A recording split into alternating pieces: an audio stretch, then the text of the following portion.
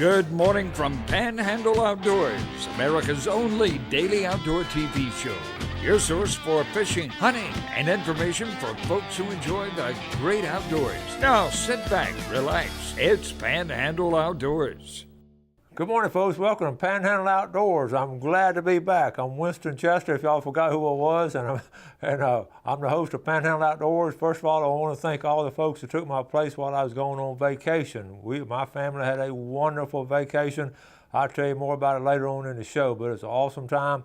And it's such a good feeling, a comfortable feeling to know that I can go out of town and we're in really good hands. When I have Bill Allen coming on, he did a great job. Mandy Miller-Warren, she did a wonderful job. And then Brad and Matt came on. I was just so pleased with it. I watched it on YouTube, and I was so pleased with everything. Just a comfortable feeling to know that you're not going to miss a beat when those guys and girls come on to host it. So I feel so good about the Panhandle Outdoors team that we can just throw together and put something together on a regular basis for you. So I'm glad to be back.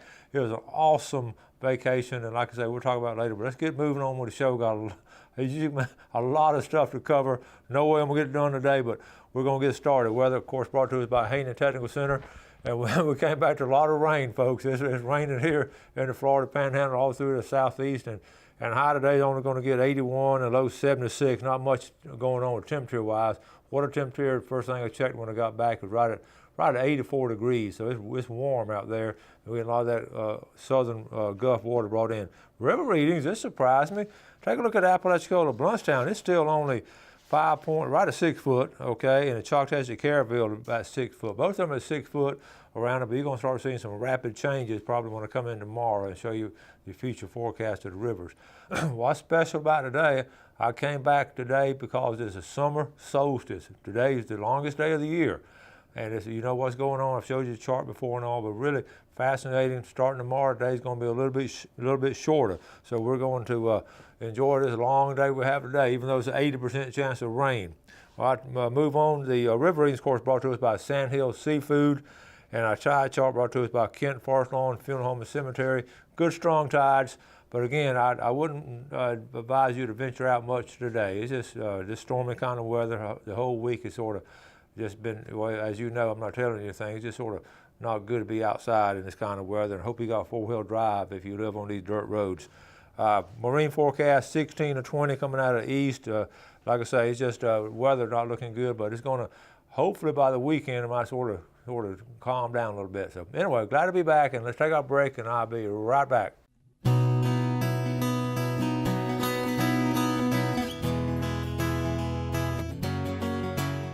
Okay, welcome back.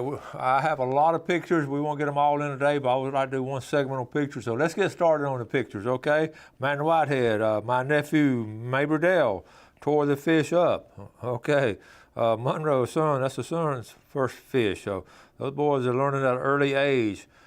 All right, how about when a big old shark takes a big bite out of that huge red snapper? It's about a 7-foot shark. You can see a perfect gash right there. Here's Sean Hyde, Sean, his wife, Joanne. They live on, this is in Deer Point Lake, folks. Sean, he and his wife live right there on Deer Point Lake, and he loves to fish, and he was in my class before. I thought I taught him better to get out there in the middle of that lake with all those gators, but that's a nice fish, Sean, but I stay on the dock now in Deer Point Lake. Good job. The redfish tournament, I won't go into a lot of detail. It was won by Bill Burke, Alex Johnson. I really, real proud, number 9. Look at Bill Allen and Greg Brudnick got 9th place. So that's a good job there. The good story, I'm going to get Bill back on the show because they actually didn't decide to go to like that Friday afternoon, and they hadn't redfished in a while, and they ended up 9th place out of 40 boats. So good job. And I got to get a story. I don't know what happened to Fred and Justin. I was out of town, but their name not in the top 20, so they must have had boat trouble or something. So if y'all know whatever happened to Fred and Justin on this tournament, because this is their home turf, and I expect to see them in the top 2 or 3 like they always are. So something must have happened to them. I'll find out. All right, Sherry Brunson, Ernie Hooper, his beautiful wife, Sherry. Happy Father's Day. I love the way you decided to spend it. So they went fishing on Father's Day. Okay, Ernie's a dentist up there in Bonifay, Moser grad. This is good right here. I appreciate it. William Barfield watches the show a lot, and he's talking about don't retire that old dog, and here's the reason. we're talking about floating grass. There's bait and crabs. So here's his advice. Take off the back hook and put a single in, a line circle, and I'll it'll sort of, walk right through it. All right, now the skidders at the top, that'll beat up and still catching, tight lines and screaming drags from the Yakadoo. So what he's talking about, that's the redfish he caught. So what he's talking about, here's his plug. Look at these old beaters right here. But put a single hook on it. We've got a lot of grass on. It'll bounce along the top. All right, thank you, William, for that. Moving along, and don't forget, this is coming up now, June the 24th. We've got 2 tournaments, one over there in Bristol and one over here in Freeport. This is one of these trailer-made. Trey Nix from Nick's over there. He's been on the show before. This is a catfish tournament for kids, okay? And all fish for kids must be registered by 7 o'clock Friday. You register right there at the restaurant there, and right there at Basin Bayou. All right, and let's see. Let me see. I got more information. Anyway, it's this weekend. It's going to end by like 3 o'clock that day. So go over there, check it out. Fishing in the Choctawhatchee Bay. It's 12 years or under. And they got 4 saltwater catfish, freshwater catfish, and like 4 categories. So I'll tell you more about it tomorrow. Anyway, go ahead and put it on your calendar. Here's one, Jessica Davis. Jessica from Ohio, and she's fishing down at Sea Quarters Marina. All right, I'm going to show you this fish. Now, you don't think that was exciting for somebody coming down from Ohio, going fishing down there at Sea Quarters? Look at there. Excellent job, Jessica. I know you're going to be coming back to Sea Quarters soon. There's all 4 of them there. I don't know who she fished with that day, but she had a good trip. Moving along, hey, dear coach, happy to say that 9 years later, Ken and I still enjoy starting our morning with a cup of coffee and watching Panhandle Outdoors. And, okay, Kenny Livingston and Diane Livingston. Keep up the great work and know we always watching. So good morning, Kenny and Diane.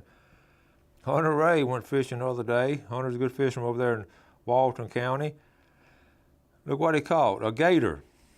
So he brought the gator to shore and actually got the plug. He wanted to save his plug. Actually was able to get the plug, a small gator, so he got the plug out of it, and it still has all his fingers. All right. Thanks to extended federal season, Jerry Forehand, David Conrad, and Tennessee friend Kurt Taylor enjoyed a trip out of Mexico Beach. So check out these nice fish out of Mexico Beach this past week. Nice job there. And y'all recognize Mr. Brudnicki right here. At 91, 92 years old, 90 years old, he's still fishing out there in East Bay.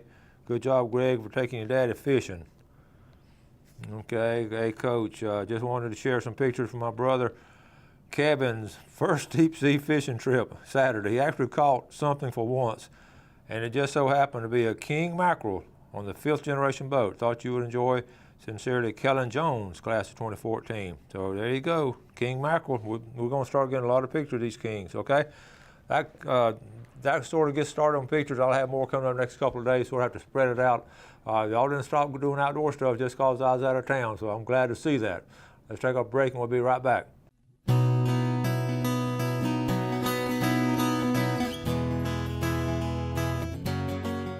All right, welcome back. Now, y'all sit down and get set because you're about to see some very exciting pictures. I'm going to actually bore you with my vacation pictures.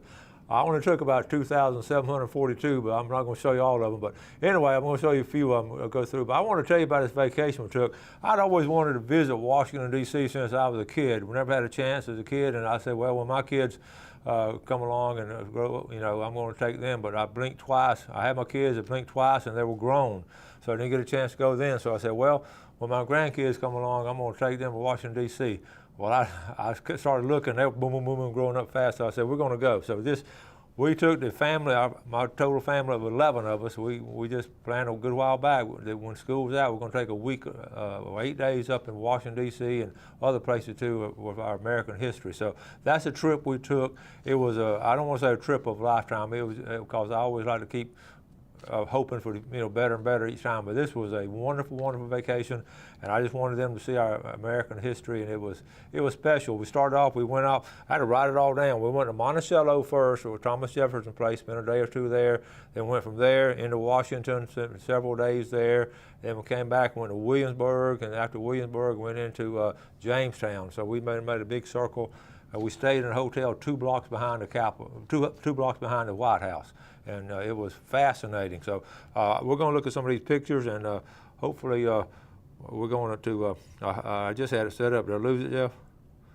Okay, here we go. And I'm just going to seriously just pull out some a little bit at a time. And here we go. Vacation pictures. All right, you ready for this?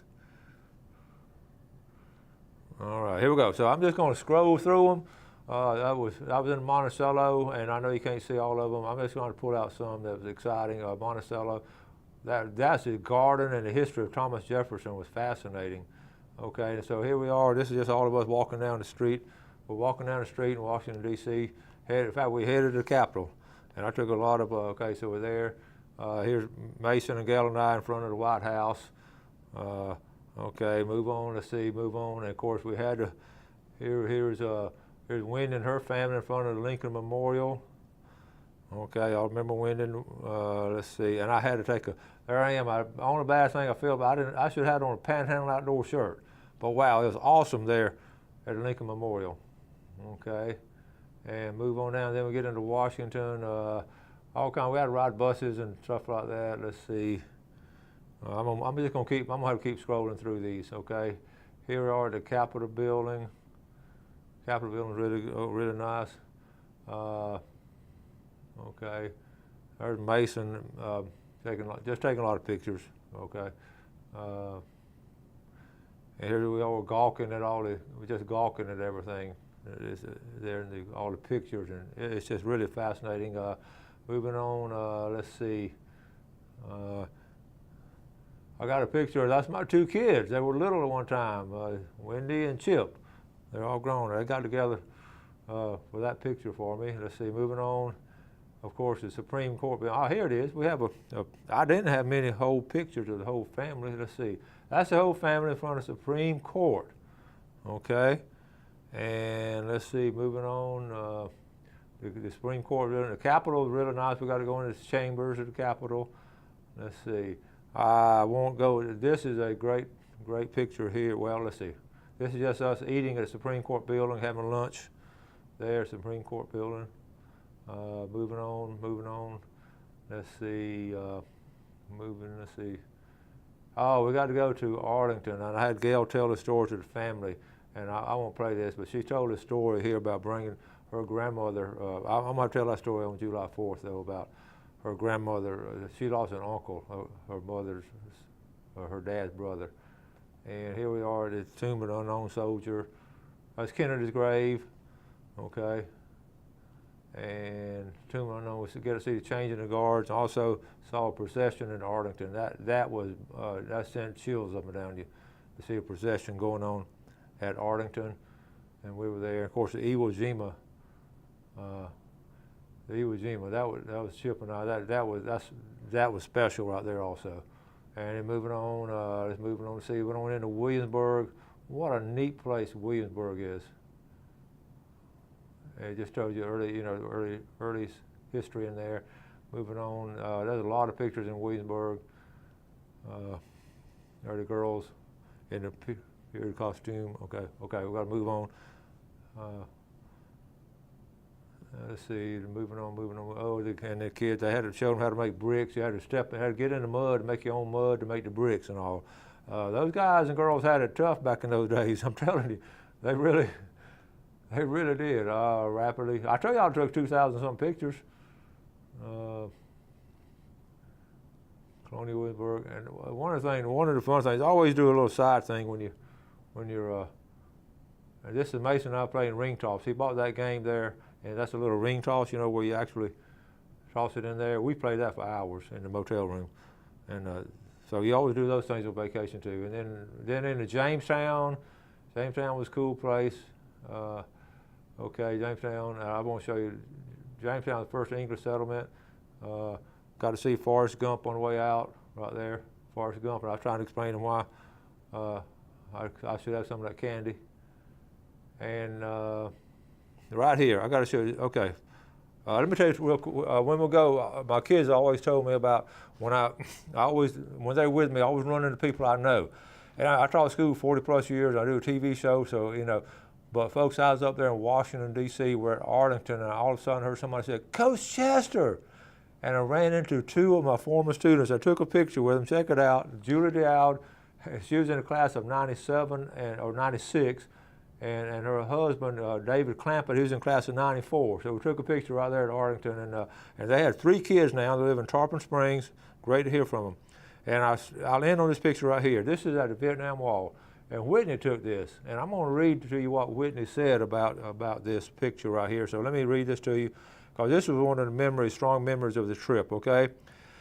Yesterday we visited the Vietnam Wall Memorial. Granddaddy wanted to look for 2 specific names on the list of the tens of thousands. They were two of his friends from high school in Quincy, Florida.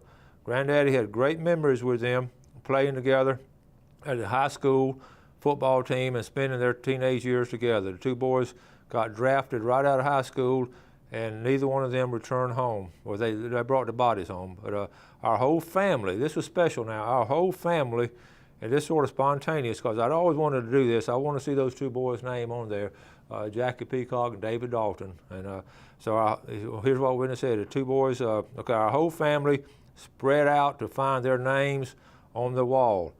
When we did, it was very emotional for all of us.